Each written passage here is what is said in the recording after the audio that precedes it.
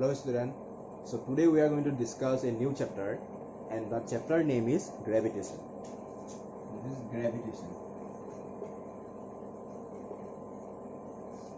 So the chapter name is what? Gravitation. So we all know what is gravitational force. Okay. So the gravitational force is what? The force for which the any object, whatever the object, falling towards the earth. Say you know about the Newton's, this one, Sir Isaac Newton discovered that what, for any object that falling towards the earth, that means any object, suppose there is an object, when it falls to the earth, when it falls towards the earth, then what does it mean? That the earth is attracting the object, that's why the object falls towards the earth, na? So this is known as gravitational force. You have learned about this in your junior classes. So today we are going to learn universal law of gravitation. That means what? The law of the gravitational force is not only related with the falling object towards the earth, it is always related to the every object of the earth. Every object means anything, the human, the mountain, the river, the tree, whatever the object we have, all are related with the universal with the gravitational force. Okay, and this is known as universal law of gravitation. See, what does it mean? Universal law of gravitation.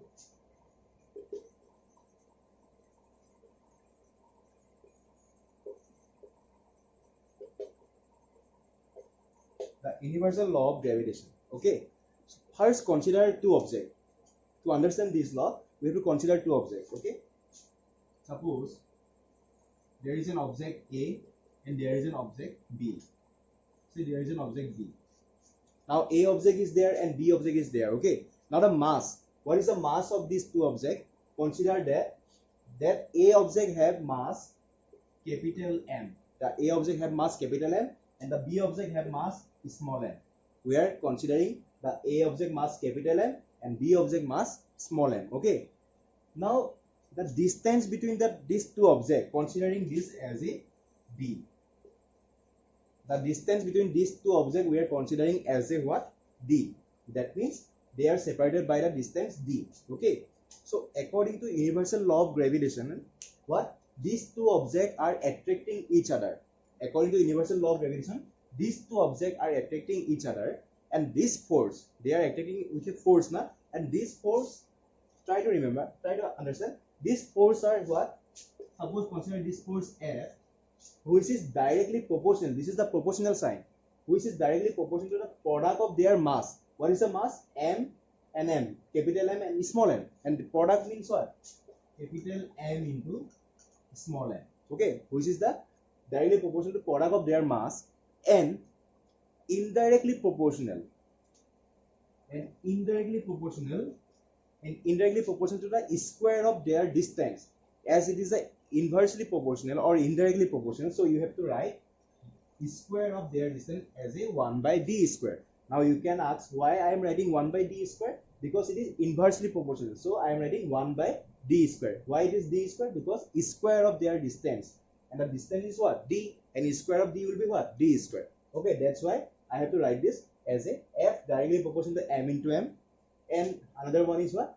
F indirectly proportional to the square of their distance. Then consider this as a 1 and consider this as a 2. These two are 1 and 2 number. So from 1 and 2, what you can say? From 1 and 2, we can say what? That F is directly proportional to M into M divided by D square. From 1 and 2, we can say that what? This one is directly proportional to the M into M divided by D square.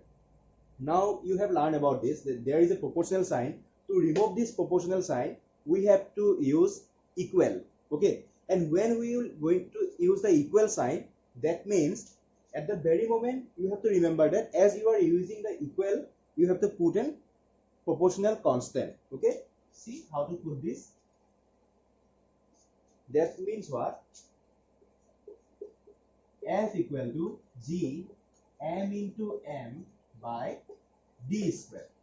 Okay, now G is what? It is the proportional constant. G equal to proportional constant.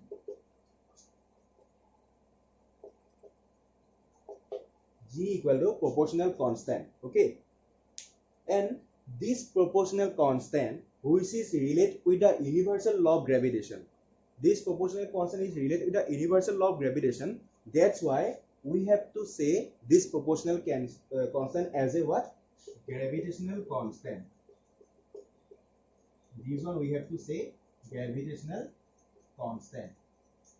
That means no matter where you are going, where you are living, this G value is always remain same.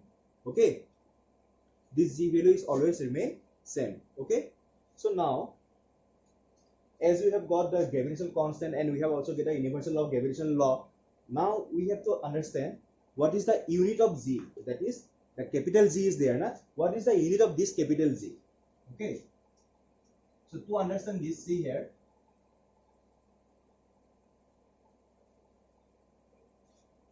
we know the formula now. F equal to, so we got the formula. Formula is what? F equal to G m into m by d square. This is the formula. Okay, now to get this, what we have to do, we have to find the unit of G.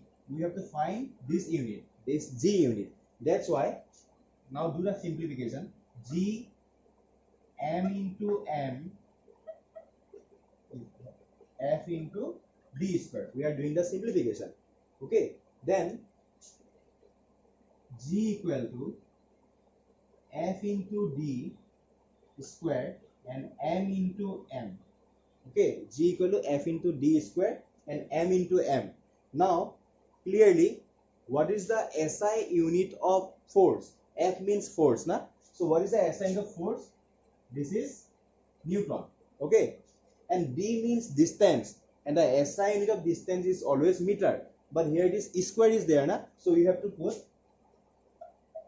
meter square. Okay, and mass, SI unit of mass is what? Kg. That means kg into kg, or you will get what? Newton meter square and kg square, or simply you can write Newton meter square per kg square. And this is the what? This is the gravitation constant unit, which is what? Newton meter square per kg square. Okay, and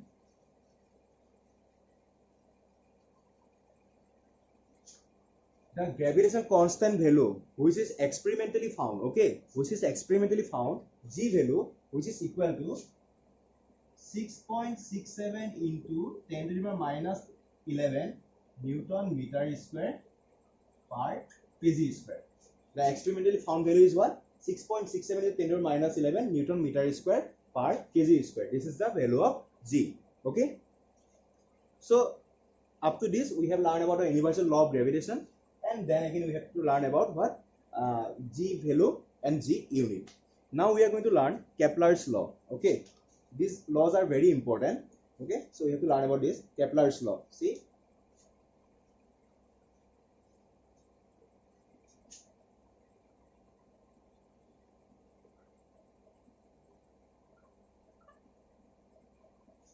so Kepler's is a person name. Okay, and in the honor of Kepler's, their laws are given as a name, Kepler's law. So there are three laws are there. There are total three laws.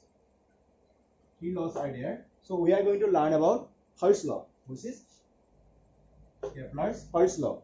And for this we need to draw a diagram. See,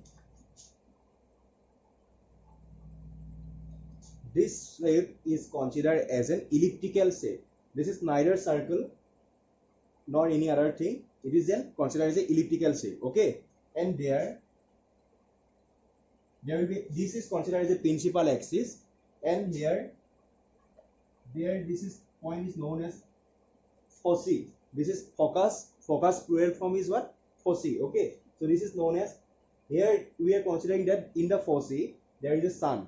Okay, suppose there is a planet which is at point A and another planet which is point at B, same the planet, then again you have to take another line which is point at C, and there is a D point. Okay, so now according to Kepler's first law, what is given? Kepler say that the orbit of a planet is an ellipse with the sun at one of the foci. That means whatever the planet we are getting, the Earth, the Venus, whatever the planet we have, their orbit is always an elliptical path. Okay, and here this is considered as a foci. Na? Here the sun will be there. There will be sun. Okay, and more it is said what? As shown in the figure, then in the figure 0 is the position of the sun. That is, the 0 is considered as a position of the sun. This is the Kepler's first law. Then again we have to learn Kepler's second law. So according to Kepler's second law, what he said that the line joining the planet and the sun sweep equal areas in equal intervals of time. That means, see, there is a planet. Okay, at position A there is a planet and another planet at position C. No doubt that the line OA and this line joining the planet A and this line OC line joining the planet C. According to Kepler's second law, what he said, that the area swept by the planet, that means the planet from position A to move position B, he will make an area like that. Na? Again the planet from position C to position D will move in this way. There he will make an area. Okay, and these two areas are always equal according to Kepler's second law. Okay, now we are going to learn about the third law. What is the Kepler's third law? So third law is what? Third law, he said that the law of the cube of the mean distance of the planet from the sun is proportional to the square of its orbital period t. See, consider the planet at point A, okay, and the sun is at point O, and this distance considered as a r. We are considering this distance as a r, and the time taken to revolve around the orbit, say the time taken equal to t. Okay, so according to Kepler's third law, what?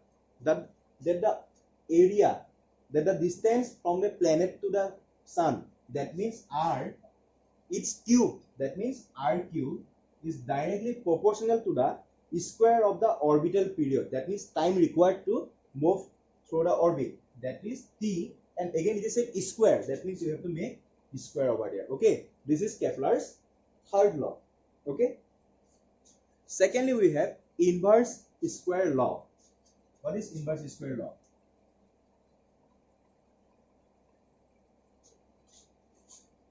See this, inverse square law means what? Suppose x proportional to y square, this is square law. Okay, this is directly proportional. If I write x proportional to 1 by y square, this will be what? Inversely proportional. Na? So this is known as an inverse square law. How it is possible? See, suppose x value is 6. Okay, x value is 6, then x proportional to y square, that means y value, it will be automatically what? Y square will be what? 36. That means you can say 6 directly proportional to 36. But when we say inverse square law, say like that, x equal to 6, then x proportional to 1 by y square will be there. So you can write what? 6 proportional to 1 by 6 square. That means 6 proportional to 1 by 36. Okay, so this is the inverse square. That means you are doing the square, but the inversely proportional, not directly proportional. Okay, so next we have very important thing, importance of universal law of gravitation. So now we are learning about universal law of gravitation, but what are the importance of it? See, to learn that,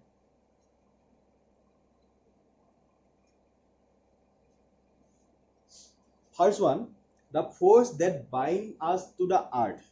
First thing, consider this as a earth. Considering this as a earth, obviously this is suppose east direction, and this is suppose west direction, and this is suppose south direction, and this is suppose north direction. Okay. Now in east direction, say our country is in the east direction. Say it is India. Say in west there is an United States of America is another country. This is the earth surface. Okay, this is the earth surface. So all the mountain, all the river, all the sea, all the house, whatever the man-made or naturally made things will lie on this surface only. Na? That is, suppose there is an, say this is an, there is a mountains are there, then there is a seas are there. Same way for the USA, there will be also mountains like that. For us, this will be vertical because it is lie on the opposite direction. So mountain and suppose there is seas are there. So if there is not any universal law of gravitation, that means if one object doesn't attract the another object, then what will happen? This is the east side, na? All the things will fall to the west side because it is in the upper side and this is the lower side, and this is the west side, na? For them, all the things will go down like that. Okay. So just because of this universal law of gravitation, all the things remain in the surface of the earth without falling down. Okay, this is the first importance. Secondly, what is said, the motion of the moon around the earth. You know that the moon revolves around the earth. Why this is happening? Is there any fuel injector? Is there any engines are there to move the moon, or any vehicles are there to move the moon? There is not any vehicle. So only just because of the universal law of gravitation, the moon, between the moon and the earth, the objects are moving. Now you can ask me that why the moon revolves around the earth but the earth does not revolve around the moon. This is because why?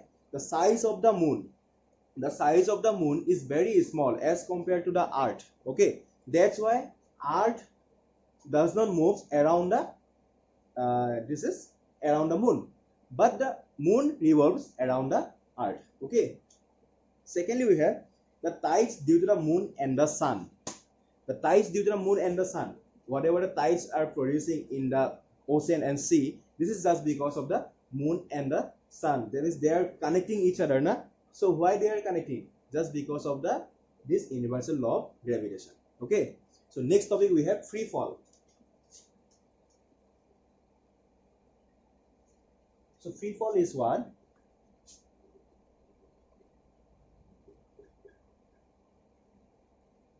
Now we have another topic. This is free fall. Whenever object fall towards the earth under the force alone, under this force alone, we can say that the object are in free fall. That means when suppose there is an earth, this is the earth surface. This is earth surface. Okay. So there is a very common example, apple. Okay. There is a tree like that. So there is an apples are there. Okay. Obviously it will fall towards the earth. Okay. And it is falling without any another force effect. It is just falling just because of the earth pulling it towards it, just because of the gravitation. This is considered as a free fall. This is considered as a free fall. That means when an object falling towards the earth from the height is considered as a free fall. Okay. And it is denoted by, the free fall is denoted by small g. Don't get confused. Gravitation constant denoted by capital G and the free fall is denoted by small g. Okay. So how to calculate this? See.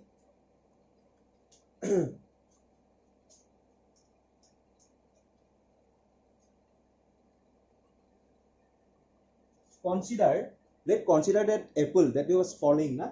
Consider the mass of the apple. Say considering this as a small m. Say small m. Okay. Then what will happen? Acceleration due to gravity. It will fall freely towards the earth. Now acceleration. This is known as a g value is known as acceleration due to gravity. Acceleration due to gravity. Just I told you now about the free fall. There it is termed as small g. So acceleration due to gravity is considered as a g. Okay. So it will fall towards the earth with a force. It will fall towards the earth with a force. So F equal to. Generally, you know that force equal to mass into acceleration. That means F equal to ma. You know this formula which is related to the motion. but in this chapter this a is going to replace by this g. Okay, it is also acceleration, this is also acceleration, so no need to get confused. Acceleration here we are using as a small a, but in this gravitation chapter acceleration due to gravity, just because of the earth, whatever the object falling, there will be acceleration na, which is denoted by small g. Okay, so the formula will be same, just you have to write mg. In place of a I am writing g. Equation number 1, which is considered the equation number 1. Okay, next we have given what you know about, again universal law of gravitation, which is F equal to g m into small m. That means what? Universal law of gravitation for this apple, the apple falling towards the earth, so apple have small m mass and the earth have consider capital M mass. Okay, so they will attract each other according to universal law of gravitation. So consider that distance as a d. So this will be 1 and 2. Okay, so this is F equal to g m is mg and F equal to g m into m divided by d square. So now you may get confused that why this is small m and capital M, because this is the mass of the earth and this is the mass of that apple. Okay, now 1 and 2, from 1 and 2 clearly you can see that the left hand side is equal, so you can say mg equal to g m into m by d square. Mg equal to g m into m by d square, or you can say m can be cancelled, g equal to g m by d square. Okay, g m by d square. And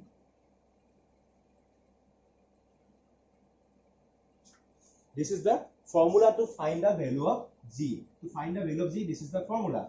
Okay, and the unit of g, this is the formula. But consider that the object is near to the earth surface. The object, this is the arc radius, will be r. Okay, consider that the object is near to the earth surface, so this d, the distance between the object and the earth surface, is considered d. When the object is near to the earth surface, then the distance between the object and the earth surface and the earth radius, these two will be equal. So here you can write d equal to r. Why? Because we are considering that the object lie on the near to the earth surface. That is why earth radius and the object distance between the earth surface will be equal. So you can write as a what? Here you can write g equal to g m by r square.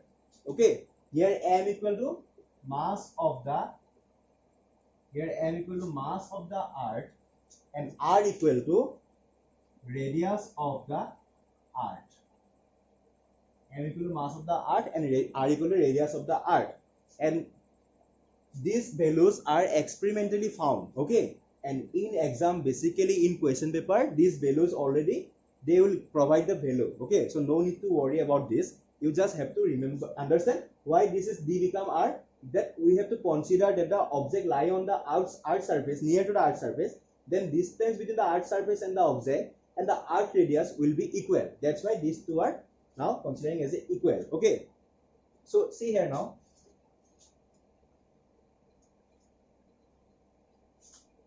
experimentally it is found that g value is always 9.8 meter per second square. This is the g value. Okay, experimentally it is found that g value is always what? 9.8 meter per second square. So secondly we have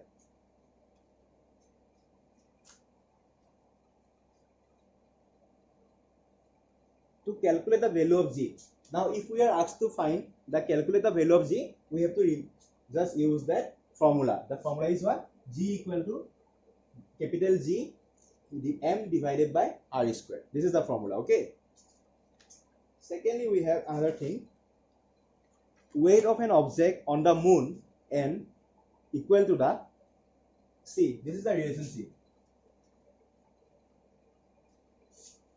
weight of an object on the moon, which is denoted as a Wm, and weight of the object on the earth, which is denoted as a We, is their ratio is what? 1 by 6. This is the ratio. That means if one object weight on the moon is Wm equal to suppose it will be what? 1 by 6 into WE. Okay. For better understanding, I am considering, suppose an object A weight 36 Newton, weight 36 Newton on the earth. Okay, this is the weight of the object on the earth. W equal to 36 Newton. Then the object weight on the moon will be what? On the moon will be 1 by 6 into WE. This is the relationship. So 1 by 6 into 36 equal to, you will get 36 by 6 equal to 6 Newton only. That means the weight of the object on the moon will be less. Now you can ask me why this is happening. This is because of the gravitational acceleration due to gravity. G value is not there on the moon. That's why this is value 9.8 for the earth only. This is only for the earth, acceleration due to gravity. Okay. So just because of that, the weight of the object on the moon will be different as compared to the earth object. Okay.